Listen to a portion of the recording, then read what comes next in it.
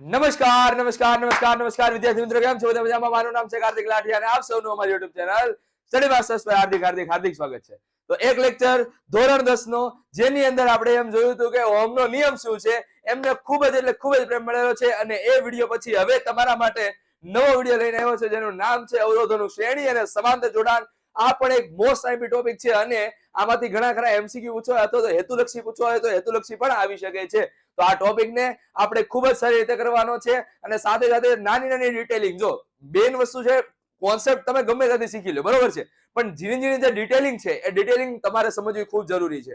કારણ કે આ વસ્તુ જ્યારે તમે ધોરણ 12 ની અંદર આવશો ત્યારે ફરી પાછી ભણવાની છે. ત્યારે અવરોધોનું શ્રેણી સમાંતર તો જોશો જ, સાથે સાથે કોષોનું શ્રેણી સમાંતર પણ જોશો. કોષ એટલે ઓલા આપણા શરીરના કોષ નહીં, રેડી? આપણી પાસે ઓલા સેલ હોય ને, સેલ, એને તમે શ્રેણીમાં અથવા તો સમાંતરમાં જોડો ને તો શું અસર થાય એની વિશે પણ આપણે વાત કરવાની છે, બરોબર છે? તો એના માટે થઈને આપણે ધોરણ 12 ની અંદર મળવાનું છે.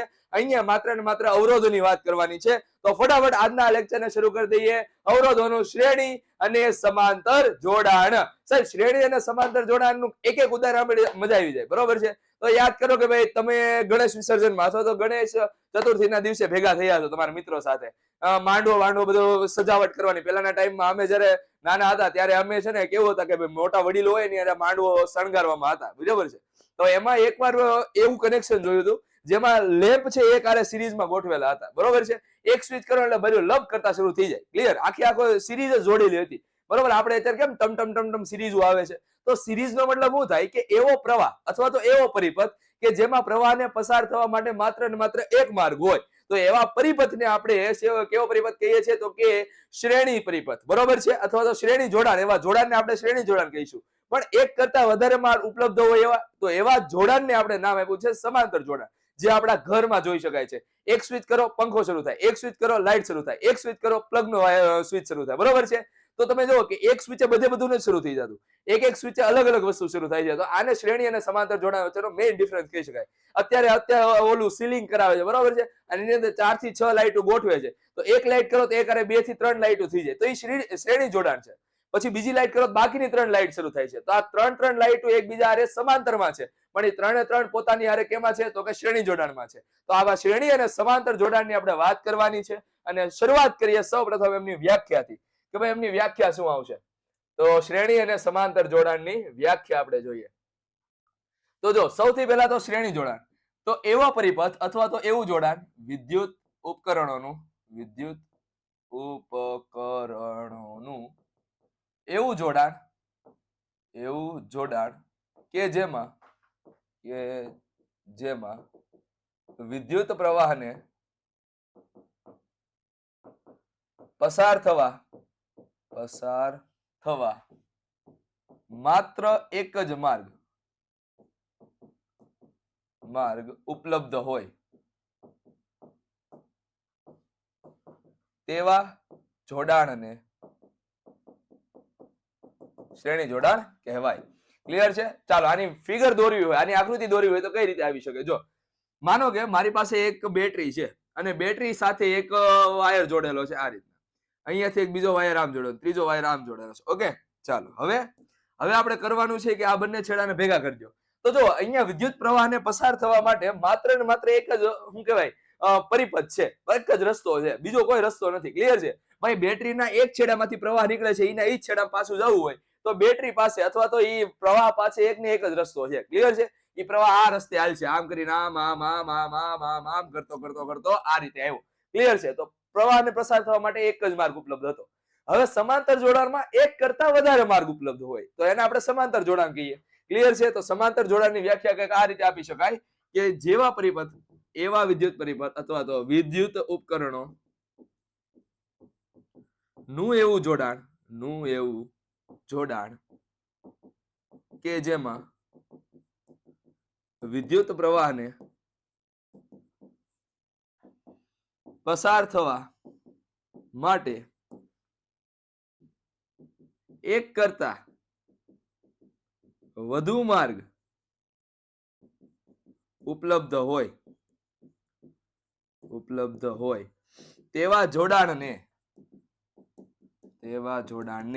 સમાંતર જોડાણ કહેવાય. હવે ઉદાહરણ તરીકે બેટરી છે, આ બેટરી બરોબર છે.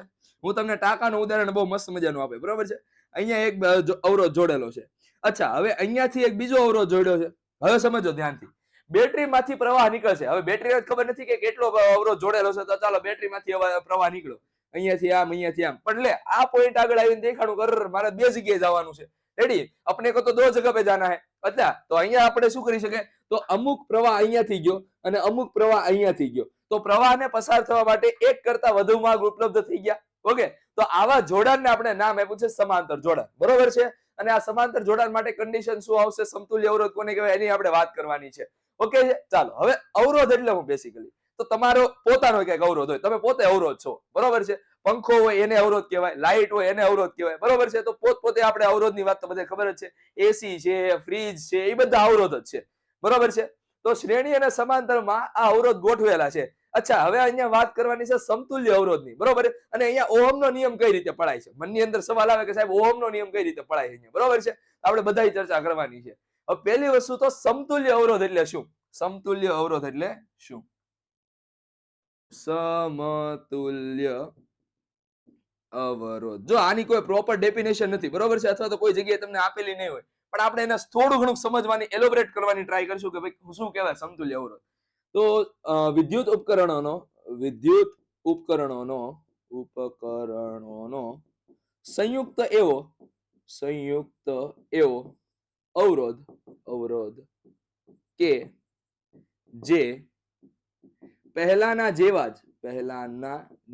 જ પ્રવાહ આપે. ક્લિયર?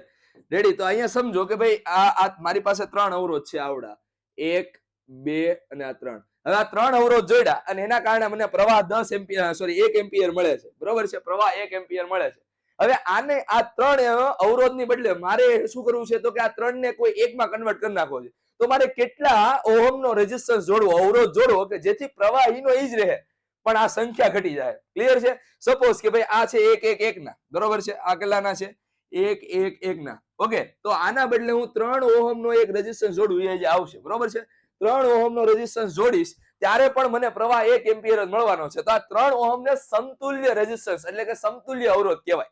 ઓકે, તો સમજો ધ્યાનથી, સમતુલ્ય અવરોધની જરૂર શા માટે પડી. હવે બની શકે કે ભાઈ તમારી પાસે એક સાથે ઘણા બધા સાધનો છે બરોબર છે, અને આ સાધનોના કારણે તમારે પ્રવાહને શું કરવાનો છે, તો કે બાદ કરવાનો છે બરોબર છે. એક પ્રોપર પ્રવાહ જોઈએ છે, તો પ્રવાહ માટે શું કરવું પડશે, તો કે આ ત્રણ ના બદલે મારે કોઈ એક અવરોધને શું કરવું પડે, તો કે રિપ્લેસ કરવું પડે. તો આ ત્રણ ના બદલે એક અવરોધ થઈ ગયો, સર્કિટ તમારી નાની બની ગઈ બરોબર છે. સર્કિટ કેવી બનશે, જો 3 અવરોધ વાપરો અને એક અવરોધ વાપરો, બંનેમાં ફરક તો પડ્યો ને. આ 3 અવરોધ પોતપોતાની જગ્યા રોકશે, એક અવરોધ પોતાની જગ્યા રોકશે, તો તમને શું લાગે છે કઈ જગ્યા ઓછી રોકે, તો કે 1 ઓહમ વાળો. ક્લિયર છે? તો એટલા માટે થઈને આપણને શું મળે છે, તો કે આ સમતુલ્ય અવરોધ મળે છે. એવું નહીં, શ્રેણીમાં સમાંતરમાં પણ આપણને સમતુલ્ય અવરોધ મળે છે. ઓકે, તો આ સમતુલ્ય અવરોધ શું આવશે અને ઓહમનો નિયમ કઈ રીતે પડાય છે એની આપણે ચર્ચા કરીએ. હવે હું તમને કીધું થોડું ટાંકા વાળું ઉદાહરણ બરોબર છે. ટાંકો કઈ રીતે કામ કરે છે સમજો કે ભાઈ આ ટાંકો અહીંયા છે બરોબર છે. આ ટાંકાનું આપણે શું કહેવાય, ટાંકામાંથી બહાર આવતું પાણી છે. ક્લિયર? પાણી એટલે બેસિકલી વિદ્યુત પ્રવાહ ગણી લો બરોબર છે. આ ટાંકો છે. ઓકે, ટાંકામાંથી પાણી આવે છે કઈક આ રીતે. અહીંયા આ જે ટર્મિનલ છે ને એ ઊંચાઈ રહેલો છે અને આવડો ટર્મિનલ છે ને નીચાણ વાળા એરિયામાં રહેલો છે બરોબર છે. એવું સમજી લો. તો પાણી ઉપરથી ક્યાં જાય, નીચે તરફ જાય. હા સાહેબ બરોબર છે. તો હવે પાણી ગયું. પેલી નળી એવી પોળી બરોબર છે. પેલી નળી કેવી આવશે, પોળી.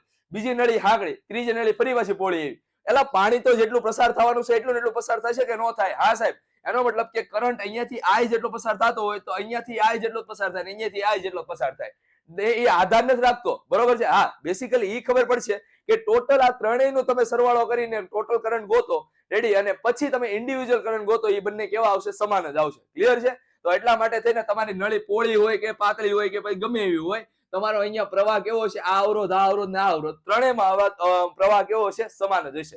ક્લિયર છે? પણ અહીંયા શું થાય, તો કે જો અહીંયા ઉપરનો ટર્મિનલ છે. હવે સમજો, પાણીને તમારે 2 માળે મોકલવાનું છે. આ તો એક જ માળ હતો, હવે પાણીને 2 માળે મોકલવાનું છે. તો પાણી 2 માળે મોકલો એટલે પહેલા માળે પાણી ડિવાઈડ થાય. હા સાહેબ, પહેલા માળે પાણી ડિવાઈડ થયું, પછી બીજા માળે પાણી ડિવાઈડ થયું. હા સાહેબ બરોબર છે. તો આને સમાંતર જોડાણ કહી દો. ક્લિયર? અહીંયા ડિપેન્ડ કરશે કે અહીંયા કેટલી નાની મોટી ભૂંગળી છે. હવે એના માટે હું તમને એક ઉદાહરણ આપું કે જ્યારે બિલ્ડિંગ બનતી હોય ને, ત્યારે જે કન્સ્ટ્રક્શનમાં હશે અથવા જેમના પિતાઓ કન્સ્ટ્રક્શનમાં હશે એમને ખ્યાલ હશે કે સૌથી પહેલા સૌથી ઉપરની ભૂંગળી આપણે મોટી મૂકવાની હોય. ક્લિયર? મોટી શા માટે? તો કે મોટી ભૂંગળી મૂકી તો આપણને મોટો પ્રવાહ મળશે. નાની જો નીચે સુધી પાણી પહોંચવા એનું પ્રેશર વધી જવાનું છે, કારણ કે મોટી ભૂંગળી મૂકશો ને તો પેલા માળે આપણને પ્રેશર વધારે મળશે, બરોબર છે. પછી છેલ્લા માળે જાઓ તો ઓલરેડી એના પાસે એટલી બધી હાઈટ છે તેના કારણે પ્રેશર વધારે જવાનું છે. પરંતુ ઉપરની ભૂંગળી જો તમે નાની મૂકી દીધી પ્રેશર આપણને એટલું બધું મળશે નહીં, અને પ્રેશર નહીં મળે તો એ પાણીનું કોઈ કામ નથી. અડધી કલાકે ડોલ ભરાય પાણીનું કામ હું. ક્લિયર છે? તો સેમ ટુ સેમ અહીંયા પણ એવું થાય છે કે અહીંયા આપણે ભૂંગળીની સાઈઝ ઉપર આધાર રાખશે. જેમ તમે નીચે જાઓ, ઓલું કહેવાય જમીનમાં નીચે જાઓ, બરોબર છે, અથવા બિલ્ડિંગમાં પેલા માળે આવો, એમ ભૂંગળીની સાઈઝ નાની થતી જાય. અહીંયા આપણે એમાં નથી જોવાનું, પણ આપણે એને એવું ઇમેજિન કરવાનું છે કે આ બિલ્ડિંગ છે અને બિલ્ડિંગના પ્રત્યેક ભાગ ઉપર શું થાય છે તો કે પાણીની વહેંચણી થાય છે. અને પાણીની વહેંચણી કોના ઉપર આધાર રાખશે? આ ભૂંગળીની જાડાઈ ઉપર અથવા તો એના ડાયમેન્શન ઉપર. ભૂંગળી કેટલી પહોળી છે, ભૂંગળી કેટલી લાંબી છે, ભૂંગળી કેટલી પાતળી છે, ભૂંગળી કેટલી ટૂંકી છે, એના ઉપર આધાર રાખશે. ક્લિયર છે? જ્યારે અહીંયા એવો કોઈ આધાર નહીં રાખે. પાતળી હોય, ટૂંકી હોય, ગમે એવી હોય, પ્રવાહ એટલો જ પસાર થાય. હા, પ્રેશર તમારું અલગ અલગ થઈ જાય, બરોબર છે. પોળી ભૂંગળી હશે તો પ્રેશર ઓછું થઈ જાય, હાકડી ભૂંગળી હશે પ્રેશર વધી જાય, પણ પાણી તો એટલું જ બહાર આવશે. આમાં તમારું પાણી કેવું થઈ જાય? અલગ અલગ થઈ જાય. પછી ભેગું થઈને ટાંકાની અંદર નીચેના ટાંકામાં જોવા જાવ તો નીચેના ટાંકામાં વસ્તુ સરખું થઈ જાય. ક્લિયર છે?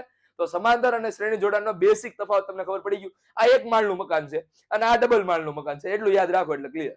ચાલો હવે વાત કરીએ કે શું કહેવાય, અવરોધોના શ્રેણી જોડાણ. અવરોધોના શ્રેણી જોડાણ માટે શું કરવું પડશે? તો કે પહેલા હું તમને એક સર્કિટ દોરીને આપું, પછી તમે જોજો કે આ શ્રેણી જોડાણ છે કે સમાંતર જોડાણ છે, બરોબર? હું તમને એમ કહું કે ભાઈ અહીંયા છે મારી પાસે એક અવરોધ, બીજો અવરોધ અહીંયા છે, ત્રીજો અવરોધ અહીંયા છે. આનો અવરોધ છે સપોઝ કે R1, આનો અવરોધ છે R2 અને આનો અવરોધ છે R3. અહીંયા તમે જોડેલી છે એક બેટરી, બેટરી સાથે જોડેલું છે એમીટર, અને અહીંયા એક જોડેલું છે વોલ્ટ મીટર. ક્લિયર છે? અહીંયા જોડેલો છે વોલ્ટ મીટર. આ બંને છેડા વચ્ચે તમે જોડ્યું છે વોલ્ટ મીટર, અહીંયાથી આ V. ક્લિયર? હવે સમજો કે ભાઈ અહીંયા વોલ્ટ મીટર નું કામ શું છે? વોલ્ટ મીટર નું કામ એટલા માટે એ જાણવાનું છે કે અહીંયા તમે 5 વોલ્ટ આપો છો તો અહીંયા 5 વોલ્ટ મળે છે કે નહીં, એ જાણવાનું. ક્લિયર છે?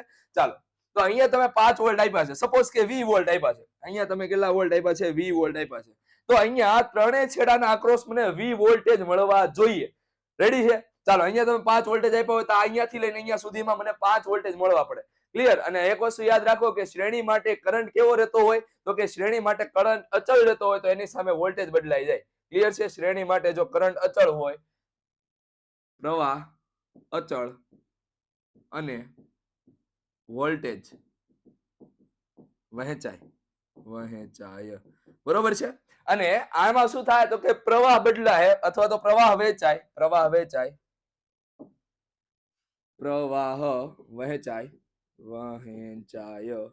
અને વોલ્ટેજ અચળ રહે, વોલ્ટેજ અચળ. આ બે ટોપિક ને તમારે યાદ રાખવાના છે. ક્લિયર છે? ચાલો, એના ઉપર હું થોડુંક એવું આ રીતના કરી નાખું છું. જો ઝીણી ઝીણી ડિટેલિંગ છે ને આ બધી છે. ઓકે, આ વસ્તુ જો તમને ધીરે ધીરે સમજતા થઈ ગયા એટલે આ ચેપ્ટર તમને ઈઝી લાગવા મળશે. ક્લિયર છે? આ બે ટોપિક. હવે આગળ જોઈએ કે અવરોધોના શ્રેણી અને સમાંતર જોડાણમાં સર્કિટ કેમ આવશે. તો આ તો શ્રેણી જોડાણ છે સાહેબ. આ વોલ્ટેજ સમાંતરમાં આવ્યો. અમે આગળના લેક્ચરમાં યાદ કરો, મેં કીધું હતું કે વોલ્ટેજ હંમેશા શેમાં હોય? તો કે સમાંતરમાં હોય, અને એમીટર હંમેશા શેમાં હોય? તો કે શ્રેણીમાં હોય. ક્લિયર? જો એના વિશે વિડીયો બનાવો તો આખો અલગ બની જાય. ફેર ત્યારે પણ કીધું તો અત્યારે કહું છું. ઓકે, હવે બેટરીમાંથી પ્રવાહ આ રીતે પ્રસાર થયો, I. બરોબર છે? હવે સમજો કે આ વોલ્ટ મીટર હોય ને એનો અવરોધ બહુ વધારે હોય અને પ્રવાહ એવા માર્ગે પસાર કરવાનો અથવા તો એવા માર્ગે પસંદ કરે છે કે જેમાં આપણને અવરોધ ઓછો મળે. તો અહીંયા અવરોધ બહુ વધારે હોય તો બધો પ્રવાહ અહીંયાથી વયો જાય, અહીંયાથી વયો જાય, અહીંયાથી વયો જાય. તો અહીંયાથી I પ્રવાહ જાય, અહીંયાથી I પ્રવાહ જાય, અહીંયાથી I પ્રવાહ જાય. મેં તમને કીધું એમ શ્રેણીમાં તમારો કરંટ કેવો રહે છે? તો કે અચળ રહે છે. હવે વાત કરવામાં આવે વોલ્ટેજની, તો અહીંયા R1 આગળ વોલ્ટેજ બદલાઈ જાય, R1 આગળ વોલ્ટેજ બદલાઈ જાય, અહીંયા R2 આગળ વોલ્ટેજ બદલાઈ જાય, અને R3 આગળ વોલ્ટેજ બદલાઈ જાય. ક્લિયર છે? અહીંયા મને વોલ્ટેજ V1 મળે, અહીંયા મને વોલ્ટેજ V2 મળે, અને અહીંયા વોલ્ટેજ મને V3 મળે. તો ટોટલ તમે જોવો તો ત્રણેય વોલ્ટેજ થઈને આપણને V વોલ્ટ આપ્યા. તો આપણે લખી શકીએ કે ભાઈ અહીં R1, R2 અને R3 અવરોધો ને લીધે પ્રવાહ અવરોધો શ્રેણીમાં જોડેલ હોવાથી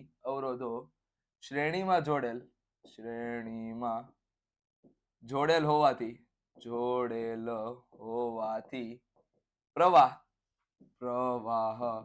બદલાતો નથી, પ્રવાહ બદલાતો નથી. મેં તમને કીધું એમ કે ભાઈ અહીંયા વોલ્ટેજ છે, એનો જે કરંટ છે, બરોબર, સોરી, એનો રેઝિસ્ટન્સ છે બહુ એટલે બહુ વધારે છે. સમજી લો કે ઇન્ફાઇનાઇટ છે.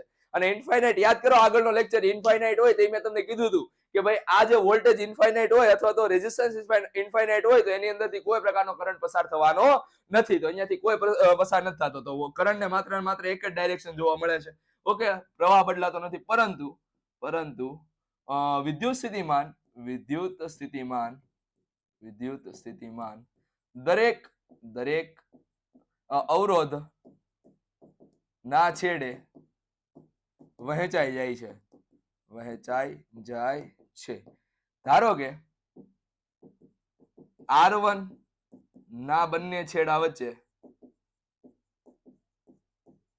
V1, બરોબર છે, R2 ના બંને છેડા વચ્ચે V2 અને R3 ના બંને છેડા વચ્ચે V3, બરોબર છે. આ ત્રણ વોલ્ટેજ આપણે વેચાણા. હવે આપણે જોઈએ કે ભાઈ આ ત્રણે ત્રણ વોલ્ટેજ નો સરવાળો તો V બરાબર થાય છે. ચાલો તો V બરાબર લખી શકીએ. V બરાબર V1 plus V2 plus V3. અચ્છા, હવે અહીંયા સમજો કે અહીંયા પોટેન્શિયલ ડ્રોપ કેટલાનો છે, તો કે V બરાબર V1 નો, અહીંયા V2 નો અને અહીંયા V3 નો. જો અહીંયા છે ને એક વસ્તુ સમજો, શ્રેણી જોડાણમાં હંમેશા પોટેન્શિયલ ડ્રોપ થાય, પોટેન્શિયલ પડી જાય. કેમ? સમજો કે ભાઈ મારી પાસે કોઈ એવું સાધન છે, માનો કે અહીંયા એક એવો લેમ્પ છે કે જે કેટલા વોલ્ટે કામ કરે છે અથવા તો જે કેટલા કરંટે કામ કરે છે, બરોબર છે. સમજો કે આ કરંટે કામ કરે છે 1 એમ્પિયરના, બરોબર છે. 1 એમ્પિયર હોતો નથી પણ સમજી લો કે 1 એમ્પિયરના કરંટે કામ કરે છે, બરોબર. અને આ સર્કિટ કઈક એ રીતની છે કે જેથી એને 1.5 એમ્પિયર મળે છે. કેટલા મળે છે? 1.5 એમ્પિયર.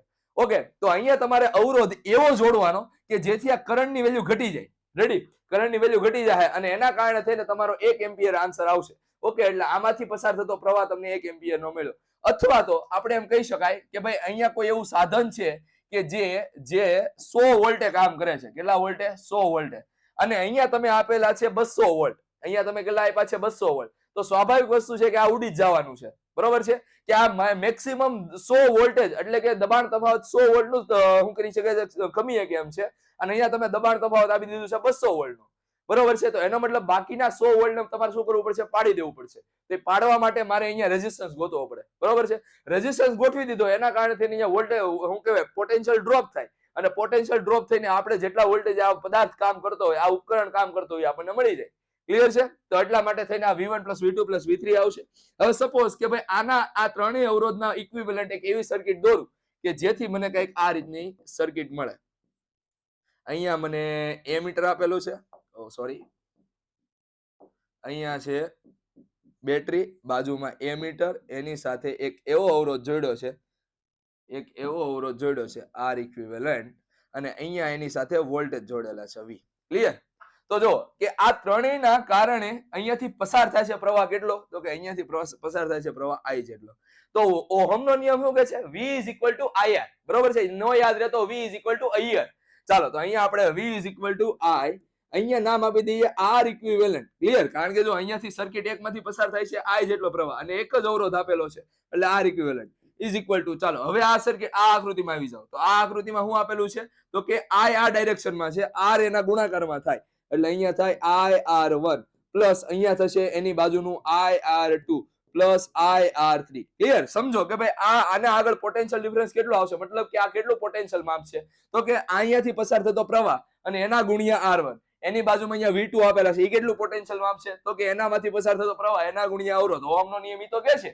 ચાલો અહીંયાથી પસાર થતો પ્રવાહ એના કારણે વોલ્ટેજ અહીંયા જોવા મળશે અને વોલ્ટેજના કેટલું વોલ્ટેજ માપશે? તો કે IR3 જેટલું. તો બધામાંથી I કોમન કાઢી નાખો તો R ઇક્વિવેલન્ટ બરાબર મળે છે, R ઇક્વિવેલન્ટ બરાબર R1 plus R2 plus R3. Suppose કે ભાઈ n અવરોધ આપેલા હોય તો n અવરોધ આપેલા હોય તો ગમે એટલું લાંબુ કરો એ તમારો જવાબ. ક્લિયર છે? તો આપણને ઇક્વિવેલન્ટ રેઝિસ્ટન્સ મળ્યા. સમજો ઇક્વિવેલન્ટ રેઝિસ્ટન્સ નો મતલબ શું થાય? 3 ઓહમ, 4 ઓહમ અને 10 ઓહમ, બરોબર છે. 17 ઓહમના અહીંયા ત્રણ રેઝિસ્ટન્સ આપેલા છે ટોટલ થઈને. તો આ ત્રણ રેઝિસ્ટન્સના બદલે હું માત્ર ને માત્ર 17 ઓહમનો રેઝિસ્ટન્સ મૂકીશ ને તો અહીંયાથી જેટલો પ્રવાહ પસાર થતો હોય એટલો પ્રવાહ અહીંયાથી પસાર થાય. સિમ્પલ. સપોઝ કે અહીંયા 17 ઓહમ થાય છે, બરોબર છે. અહીંયા 17 ઓહમ છે અને અહીંયા પ્રવાહ 1 એમ્પિયર પસાર થાય છે, તો અહીંયાથી પ્રવાહ 1 એમ્પિયર નો જ પસાર થવાનો છે. વોલ્ટેજ તો તમે બદલાવાના નથી. ક્લિયર છે? તો આ ઇક્વિવેલન્ટ રેઝિસ્ટન્સ એટલે કે સમતુલ્ય અવરોધનું આ કામ છે. ક્લિયર છે? હવે આના મુજબ જ આ રીતે તમે સમાંતર માટે કરી શકશો. શ્રેણી માટે થઈ ગયું, હવે સમાંતર માટે કરી શકાય. તો સમાંતર માટે શું થાય? જો અવરોધોના સમાંતર જોડાણ માટે, તો અવરોધોના સમાંતર જોડાણ માટે આપણે લખી શકીએ અવરોધોના સમાંતર જોડાણ માટે, સમાંતર જોડાણ માટે, ચાલો અવરોધોના સમાંતર જોડાણ માટે આપણે કહી શકીએ કે ભાઈ R1 R2 ને એકબીજાથી સમાંતર જોડાણમાં જોડેલા છે. ક્લિયર છે? ચાલો હવે સમજો કે ભાઈ અહીંયા શું કરશું આપણે? તો એક અવરોધ કંઈક આ રીતના છે, ચાલો, અને એક અવરોધ કંઈક આ રીતના જોડેલો છે, અને એની સાથે હું અહીંયા હું શું કરીશ? એક બેટરી જોડી દઉં. ક્લિયર? હવે સમજો તમે કે ભાઈ અહીંયા પ્રવાહ વહેંચાય, બરોબર છે? પ્રવાહ શું થાય? વહેંચાય. બહાર નીકળતો એટલે પ્રવાહ વહેંચાવાનો છે. અહીંયાથી I પ્રવાહ નીકળતો હોય તો અહીંયાથી પ્રવાહ I1 ગયો, અહીંયાથી I2 ગયો. સાહેબ ખબર કેમ પડી પ્રવાહ વહેંચાણો? અહીંયા મેં મૂકી દીધા છે એમીટર. ચાલો અહીંયા હું મૂકી દઉં છું એમીટર. ઓકે, ચાલો તો અહીંયા મૂકી દીધી એમીટર. અહીંયાથી આમ, અહીંયા ફરી પાછું એક એમીટર જોડી દઉં, અહીંયાથી કંઈક આ રીતના. ક્લિયર? હવે દરેક એમીટર આપણને ઇન્ડિવિજ્યુઅલ એટલે કે અલગ અલગ વેલ્યુ દેખાડે છે. અહીંયાથી I1 પ્રવાહ પસાર થતો એવું લાગે છે, અહીંયાથી I2 પ્રવાહ પસાર થતો એવું લાગે છે. આ આપણને અવરોધ આપેલો છે R1 ને આ અવરોધ આપેલો છે R2. ક્લિયર? તો અહીંયાથી પસાર તો I જેટલો જ થશે, પ્રવાહ અહીંયાથી I જેટલો જ પસાર થાય છે, પરંતુ પાછા બે ભાગમાં વહેંચાઈ જાય છે. હવે બે ભાગમાંથી પાણી આવ્યું, બે પોઈન્ટ આગળ ભેગું થયું, ફરી પાછું કેટલો પ્રવાહ બનાવી નાખે? તો કે I જેટલો પ્રવાહ બનાવી નાખે. તો અહીંયા I જેટલો પ્રવાહ આવ્યો. સિમ્પલ વસ્તુ છે. ચાલો હવે સમજો કે અહીંયા તમને શું આપેલું છે અને શું તમારે કરવાનું છે. તો અહીં પ્રવાહ વહેંચાય છે, બરોબર છે? સમાંતર જોડાણમાં પ્રવાહ વહેંચાતો હોવાથી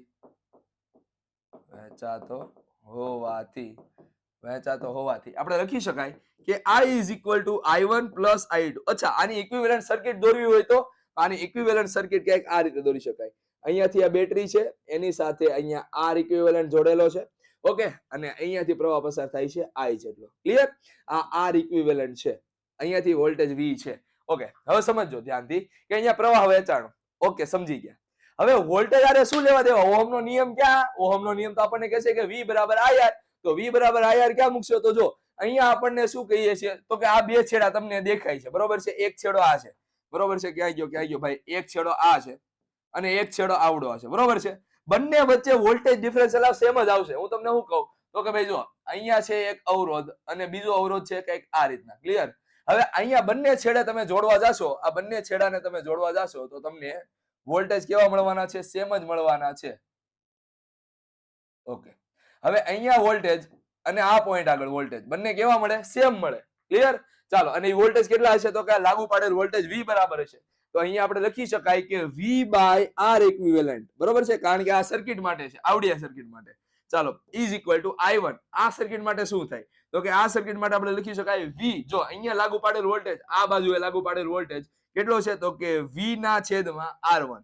રેડી છે? R1. ક્લિયર? ચાલો, હવે આવડામાં પસાર થતો પ્રવાહ કેટલો છે? I2 જેટલો. ક્લિયર? તો અહીંયા લાગુ પાડેલ વોલ્ટેજ કેટલા છે? V જેટલા. તો અહીંયા આવશે V ના છેદમાં R2. બધામાંથી V નીકળી ગયા એટલે 1/R equivalent is equal to 1/R1 plus 1/R2. જો n પરિપથ હોય અથવા તો જો n અવરોધ હોય તો 1/R is equivalent is equal to 1/R1 plus 1/R2 plus up to જે હોય. ક્લિયર છે? તો આ એક વે ઓફ મેથડ છે કે ભાઈ આપણો ઇક્વિવેલન્ટ રેઝિસ્ટન્સ કેવો આવશે. હવે આ બે અવરોધ છે, એના બદલે તમે આ અવરોધ મૂકી શકો. ક્લિયર છે? ભલે આ ગમે એટલા ના હોય. ઓકે, તો એટલા માટે થઈને આ એક સિમ્પલ આપણને સર્કિટ મળી છે અને આ સર્કિટને આપણે યાદ રાખવાની છે. આ ધોરણ 12 ની અંદર પણ તમે શીખીશો, બરોબર છે? હવે એક બહુ મસ્ત મજાનો ટોપિક છે જેને આપણે જોવાનું છે અવરોધોના સમાંતર અને શ્રેણી જોડાણનો તફાવત અથવા તો ફાયદા ગેરફાયદા, બરોબર છે? પણ એની પહેલા તમે સમજો કે અહીંયા R ઇક્વિવેલન્ટ તમે જુઓ કંઈક અલગ ભળતો લાગે છે, બરોબર? સપોઝ કે બે રેઝિસ્ટન્સ હોય તો 1/R equivalent is equal to 1/R1 plus 1/R2. જો આનો લસા લઉં તો અહીંયા 1/R equivalent is equal to R2 plus R1. ચોકડી ગુણાકાર, અહીંયાથી આમ ને છેદમાં બંનેનો ગુણાકાર થાય R1 R2. તો અહીંયા R equivalent આપણે બંને બાજુથી આપણે બટ્ટો પાડી દેવાનો, બૂમ કરી દો, બરોબર છે? તો અહીંયા R1 R2 ના છેદમાં R1 પ્લસ R2 થાય R ઇક્વિવેલન્ટ. ક્લિયર? અહીંયા તમે જો R ઇક્વિવેલન્ટ બરાબર શું આવતું હતું? R ઇક્વિવેલન્ટ બરાબર બધા અવરોધોનો સરવાળો. એનો મતલબ કે જો આ 5 નો હશે, આ 5 નો હશે અને આ 6 નો હશે, તો મોટામાં મોટા અવરોધ કરતા પણ R ઇક્વિવેલન્ટ કેવો આવે? મોટો આવે.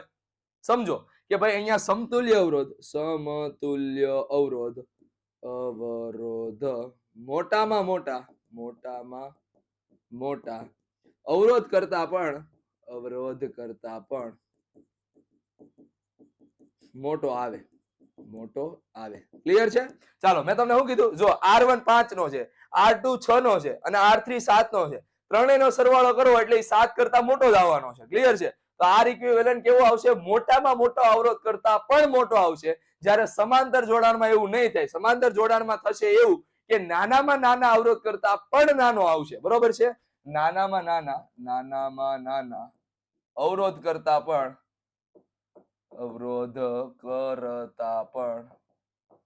નાનો. બરોબર છે? સમતુલ્ય અવરોધ નાનામાં નાના અવરોધ કરતા પણ નાનો આવે. ક્લિયર? સપોઝ કે ભાઈ અહીંયા R1 બરાબર 1 છે અને R2 બરાબર 2 છે, તો કરો 1 ગુણ્યા 2 કેટલા થાય? 2. અને એના છેદમાં 2 પ્લસ 1 કરો કેટલા થાય? 3. એટલે 2 ના છેદમાં 3. રેડી? એટલે 2 ના છેદમાં 3 એટલે 1 કરતા નાનો જવાબ થાય. ઓકે, તો અહીંયા તમારો જવાબ 2 કરતા નાનો આવ્યો. એટલે નાનામાં નાના અવરોધ કરતા પણ નાનો આવે.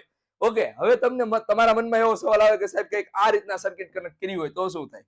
બરોબર છે કે ભાઈ જો અહીંયાથી એક અવરોધ છે આમ અને એની સાથે મેં ડાયરેક્ટ આ રીતના હું જોડી દઉં તો હવે શું થાય? તો કે તમારો મેક્સિમમ જે પ્રવાહ છે અહીંયાથી જો હવે અહીંયા તમને કોઈ પ્રકારનો પ્રવાહ જવાનો જ નથી.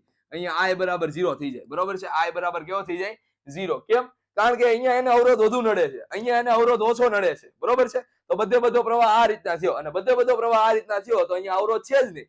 અવરોધ ન હોય તો ઇન્ફાઇનાઇટ પ્રવાહ થઈ ગયો અને ઇન્ફાઇનાઇટ પ્રવાહ કાઢવાની તમારી મારામાં કે કોઈ બેટરીમાં કોઈ ક્ષમતા નથી. એટલે બેટરી ભૂમ ભૂમ ભૂમ ભૂમ ભડાકે થઈ જાય. ક્લિયર? અને એટલા માટે જ્યારે પ્રેક્ટિકલ કરતા હોય ને ત્યારે એમ કે છેડા ક્યારે અડી ન જાય એનું ધ્યાન રાખજો. બરોબર? જો છેડા અડી ગયા તો અહીંયા શું થાય? તાલ સે તાલ મિલા, ચિંગારી લાગશે. બરોબર છે? તો આ ચિંગારી તમને મોટા એવા લોસ ઉપર લઈ જશે. ક્લિયર છે? ચાલો હવે આપણે એના ગેરફાયદા અને ફાયદા જોવાના છે. બરોબર છે? તો અવરોધના સમાંતર જોડાણના ગેરફાયદા અને ફાયદા. ક્લિયર? તો સૌથી પહેલા આપણે એના ફાયદા જોઈએ. આપણને એમ કે છે કે સમાંતર સર્કિટમાં જોડેલા દરેક એકમને સમાન પ્રમાણમાં વોલ્ટેજ મળે છે. આ કોના માટે છે? તો કે સમાંતર જોડાણ. બરોબર છે? કે ભાઈ અહીંયા આપણને વોલ્ટેજ V હોય તો અહીંયા V હોય ને અહીંયા V હોય. ક્લિયર છે? સપોઝ કે અહીંયા 10 વોલ્ટ હોય તો અહીંયા V બરાબર 10 વોલ્ટ, V બરાબર 10 વોલ્ટ, V બરાબર 10 વોલ્ટ. ક્લિયર છે? ચાલો એના પછી આપણને શું કીધું છે? અન્ય તત્વના કાર્યને અસર કર્યા વિના નવા તત્વને કનેક્ટ કરવું અથવા તો ડિસ્કનેક્ટ કરવું સરળ બને છે. હું તમને શું કહું કે ભાઈ જો આ 3 લેમ્પ છે. બરોબર છે? હવે આ 3 લેમ્પ માંથી આ વચ્ચેનો લેમ્પ નીકળી ગયો, ખરાબ થઈ ગયો છે, તેને હું ડાયરેક્ટ કાઢીને ભૂમ કરતો બીજો લગાડી દઉં. બરોબર છે? શ્રેણીમાં આવું નહીં થઈ શકે. શ્રેણીમાં તમારે આખા પરિપથને કરવું પડશે, પછી એમાં ફરી પાછું રિપ્લેસ કરવું પડશે અને રિપ્લેસ કર્યા પછી તમારે લેમ્પ લગાડવો પડશે અને પછી તમારો આખી સર્કિટ કમ્પ્લીટ થાય. બરોબર? હું તમને શીખવાડીશ એમાં. ક્લિયર? ચાલો ડિસ્કનેક્ટ કરવું સરળ બને છે. જો સર્કિટમાં કોઈ પણ ખામી સર્જાય હોય તો વર્તમાન શું કહેવાય વિવિધ માર્ગો દ્વારા સર્કિટમાંથી પ્રવાહ પસાર થઈ શકે છે. સપોઝ કે ભાઈ અહીંયા આની અંદર ખામી આવી. બરોબર છે? આની અંદર ખામી આવી તો તમારો પ્રવાહ અહીંયા નહીં જાય. હવે ઓપન સર્કિટ થઈ ગઈ છે. ક્લિયર? હવે આ શું થઈ ગઈ છે? ઓપન સર્કિટ થઈ ગઈ. ઓપન સર્કિટ થઈ ગઈ એટલે અહીંયાથી R = ઇન્ફાઇનાઇટ થઈ ગયો. R ઇન્ફાઇનાઇટ થઈ જાય તો I બરાબર 0 થઈ જાય. જો ભાઈ હું તમને શું કહું, બે તાર જોડેલા છે તો આને ક્લોઝ સર્કિટ કહેવાય. હવે તૂટી જાય તો ઓપન સર્કિટ થઈ ગઈ ને ભાઈ. આ બે તાર જોડેલા છે, એક તાર તૂટી જાય એટલે કેવું થઈ ગયું? તો કે ઓપન સર્કિટ થઈ ગઈ. ઓપન સર્કિટ થઈ ગઈ એટલે રેઝિસ્ટન્સ કેવો થઈ જાય? રેઝિસ્ટન્સ થઈ જાય ઇન્ફાઇનાઇટ. રેઝિસ્ટન્સ ઇન્ફાઇનાઇટ થઈ ગયો અહીંયાથી કોઈ પ્રવાહ પસાર નથી થવાનો. અહીંયાથી પ્રવાહ પસાર ન થાય, ઘોળું ગયું નથી થતો, અહીંયાથી પ્રવાહ પસાર થઈ ગયો બે જગ્યાએથી. બરોબર છે? તો એટલા માટે થઈને આના ફાયદા છે. બરોબર? પ્રવાહને પસાર થવા માટે એક કરતા વધારે માર્ગ ઉપલબ્ધ છે. જ્યારે ઓલો શ્રેણી માટે એ ગેરફાયદો થાય છે. કેમ? કારણ કે એક જ જગ્યાએથી પ્રવાહ પસાર થાય. જો વચ્ચેનો કરતું ઉડી ગયું તમારે એને રિપ્લેસ હાંધા મેરા સિવાય કોઈ ઓપ્શન નથી. એના ફાયદા હોય તો ગેરફાયદા તો હોય જ. તો ચાલો ગેરફાયદા શું કહે છે? તેને ઘણા બધા વાયરોની ઉપયોગ કરવાની જરૂર હોય છે. યાદ કરો, જ્યારે તમે શું કહે યાદ તો શું કરે, પણ તમે ક્યારે ઘર બનતા જોયું છે? હવે ઘર બનતા જોયું છે ને ત્યારે ઇલેક્ટ્રિશિયન વાયર લઈને આવે, બહુ બધા રાઉન્ડ લઈને આવે, બંડલ લઈને આવે. બરોબર છે? તો એમાં તમે જોવો કે કેટલા બધા વાયર જોઈ અને આ વાયરને સમાંતર જોડાણમાં જોડવાના હોવાથી એટલા માટે એટલા બધા વાયરોની જરૂર પડે છે. શ્રેણી જોડાણમાં જોડ્યું હોત તો એક છેડો અહીંયા આમ બસ જોડાઈ ગયું, પૂરું. ક્લિયર છે? પણ અહીંયા આપણે સમાંતર જોડાણમાં વાયરો જોશે અને જોશે. ચાલો એના પછી હું કીધું છે આપણે સમાંતર સર્કિટમાં વોલ્ટેજ વધારી શકતા નથી. ભાઈ મારે વોલ્ટેજ વધારવો હોય તો વોલ્ટેજ ન વધે. ક્લિયર? અહીંયા 10 વોલ્ટ આપ્યા, 10 અને 10 વોલ્ટેજ આવે, એનાથી વધારે ન આવે. સમાંતરમાં આપણે શ્રેણીમાં આપણી પાસે એ ફ્લેક્સિબિલિટી છે કે વોલ્ટેજ વધે તમારી પાસે, બરોબર છે. ચાલો, સમાંતર જોડાણમાં તે સમયે નિષ્ફળ જાય છે જ્યારે તેને એકમો દ્વારા બરાબર એટલો જ પ્રવાહ પસાર કરવો જરૂરી હોય. સપોઝ કે ભાઈ અહીંયા તમને પ્રવાહની જરૂર છે 0.1 એમ્પિયર, ક્લિયર, અહીંયા જરૂર છે 0.2 એમ્પિયરની અને અહીંયા જરૂર છે 0.3 એમ્પિયરની. જો બાય ચાન્સ એવું બને કે ભાઈ તમે અહીંયા એવો અવરોધ જોડી દીધો કે જેમાં 0.2 એમ્પિયરનો પ્રવાહ પસાર થયો, આ તો બાળી નાખવાનો છે. રેડી? અહીંયા સપોઝ કે 0.1 એમ્પિયરનો પ્રવાહ વાળું તમે મૂકી દીધું, આ બળી જવાનું છે. રેડી? અહીંયા 0.2 પ્રવાહ મળે છે, અહીંયાથી 0.2 એમ્પિયર પ્રવાહ મળે છે, પણ અહીંયાથી તમે કોઈ એવું સાધન મૂકી દીધું કે જ્યાં 0.1 ની જરૂર પડતી હોય, બરોબર, તો એ સાધન ઉડી જાય. 0.3 ની જરૂર પડતી હોય એવું સાધન મૂક્યું તો એ ઓછું શું કરશે તો કે પ્રવાહ આપશે, બરોબર છે, ઓછો શું કહેવાય પ્રકાશ આપશે. ઓકે, તો એટલા માટે થઈને આ એના ગેરફાયદા છે. અચ્છા, હવે આપણે શ્રેણી માટે જોઈએ તો શ્રેણી માટે શું કીધેલું છે તો કે સર્કિટ સિરીઝ સર્કિટ માટે સરળતાથી વધુ ગરમ થતા નથી. ઓકે, આ જે પ્રવાહ છે એ વધુ ગરમ થાય નહીં, અને જોડવી શીખવી એકદમ ઈઝી છે, બરોબર. તમને એમ કે ને કે હાલો ભાઈ શ્રેણી કનેક્શન જોડીને આપો તો એકદમ ઈઝી છે, પણ તમને ઘરનું કનેક્શન જોડવાનું કે તો નહીં આવડે, બરોબર છે. એમાં સમાંતર જોડાણ આવે છે ઘણા બધા. ચાલો, હવે આપણને શું કીધું છે તો કે સિરીઝ સર્કિટમાં વહેતો પ્રવાહ સર્કિટના દરેક ઘટકમાંથી વહેતો હોવા જોઈએ, મતલબ કે અહીંયા બધામાંથી એક સરખો પ્રવાહ પસાર થાય છે, એના સિવાય કોઈ શું કહેવાય પ્રવાહનો ડિફરન્સ અલગ અલગ હોય નહીં. ચાલો, શ્રેણી જોડાણમાં તમામ ઘટકોના સમાન પ્રવાહનું વહન થાય છે, પરંતુ આ જેનો ડિસએડવાન્ટેજ છે. સપોઝ કે ભાઈ આ અવરોધ છે, આ લેમ્પ છે, બરોબર છે, વધારે પડતો પાવરનો ઝટકો આવ્યો ને ઉડી ગયો, બરોબર છે, ઉડી ગયો, તો હવે શું થાય તો કે આ બાકીના બે લેમ્પ બંધ થઈ જાય. હવે બે લેમ્પ બંધ થઈ ગયા ને તો હવે સમજો, વિચારજો થોડુંક, બે લેમ્પ બંધ થઈ ગયા એટલે ઓલો આવ્યો ઇલેક્ટ્રિશિયન ગોતશે. હવે આમાંથી આ ત્રણમાંથી લેમ્પ બંધ કયો છે, ઉડી કયો ગયો? હવે સપોઝ કે બહારથી જોતા ખબર જ નથી પડતી કયું ઉડી ગયું છે, તો હવે એને ચેક કરવું પડશે. ચેક કરવામાં ટાઈમિંગ વધારે લાગે કે નહીં? હા સાહેબ, લાગે. ઓકે, જો આ લેમ્પ ઉડી ગયો તો આખી ઓપન સર્કિટ થઈ ગઈ. આખી ઓપન સર્કિટ થઈ ગઈ તો એના કારણે શું થાય તો કે અહીંયાથી કોઈ પ્રવાહ પસાર નથી થવાનો, બેટરીમાંથી બેટરી કમ્પ્લીટ નથી થવાની, બરોબર છે. તો એટલા માટે થઈને અહીંયા એકવાર જો કોઈ વસ્તુ ઉડી ગઈ તો તમારે એને ગોતવાની, એને રિપ્લેસ કરવાની, પછી શરૂ કરવાની. આ ઓલા ઇયરફોન જેવું છે. ઇયરફોન ના ખબર તાર તૂટી જાય પછી તમે આમ કરો ને તો એ અવાજ આવ્યો, બરોબર, પછી આમ કરો ને પાછો અવાજ આવ્યો. એની પાછળનું કારણ શું? જ્યાં તાર ભેગા થતા હોય ત્યાં તમને અવાજ આવશે, જ્યાં તાર તૂટી ગયો છે ત્યાં તમને અવાજ નથી આવવાનો, કારણ કે લોડ ઇન્ફાઇનાઇટ થઈ ગયો છે, એટલે કરંટ કેવો થઈ ગયો? 0. ક્લિયર? તો આ એન જેવું જ છે ને.